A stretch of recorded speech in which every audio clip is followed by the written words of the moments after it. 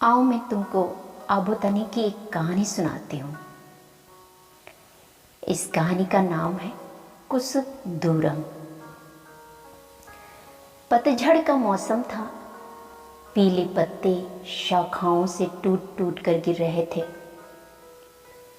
हवाओं में उनका लहराते हुए धीरे धीरे गिरना कितना सुंदर लगता है ना। पेड़ों पर, जमीन पर उनकी मरमर ध्वनि युवतियों की सुंदर चुहलबाजी सी लगती है। आबोतानी बहुत ही ध्यान से ये सब देख रहे थे। उनका शरीर नृत्य की लय में थिरकने लगा। उनको होश ही नहीं रहा कि कुछ लड़कियां उन्हें देख रही हैं। जब वे हंसने खिलखिलाने लगी तब उनकी आवाज सुनकर अचानक वे रुक गए। आबोतानी ने देखा कितनी प्यारी लड़कियां हैं, पेड़ों पर नाचती पत्तों सी। उन्होंने सोचा वे लकड़ियां बीनने आई होंगी। उन्हीं में एक दुबली पतली और अलसाई सी आंखों वाली सुंदर सी लड़की थी। उसका नाम था दूरम। दोनों की आंखें चार हुई। प्रथम प्रेम पनप चुका था। बिना किसी लाग लपेट और छानबीन के दोनों साथ रहने लगे। कम उम्र में ही दोनों माता पिता बन गए। उनके 4 बच्चे हुए। तानी को पहली बार पारिवारिक जिम्मेदारियों का एहसास हुआ।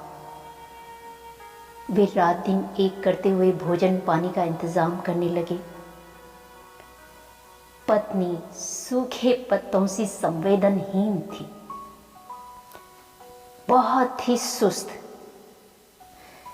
उसका अपना कोई निर्णय ही नहीं होता था, न ही बच्चों पर उसका नियंत्रण था। अतः तानी उसे कुसुक दूरम कहकर बुलाने लगे, क्योंकि उसमें मानो कोई प्राण ही नहीं था। वो हवा की मर्जी से चलती फिरती थी। कुसुक दूरम का अर्थ होता है सूखा पत्ता।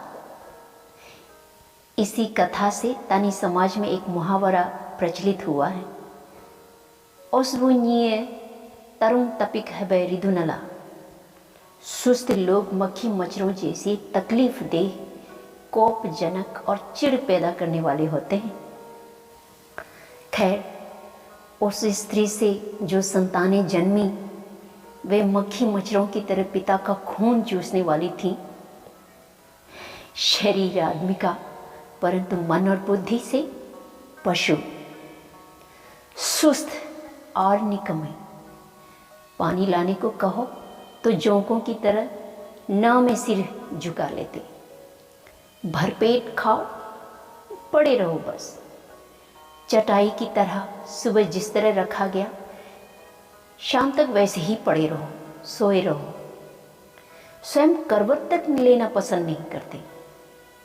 लकड़ियां लाने को कहो तो करवट बदलकर सो जाते। शिकार पर चलने को कहो तो आसमान सिर पर उठा लेते। वे लोग जंगली केलों और उसके तनों को उबाल उबाल कर खाते थे।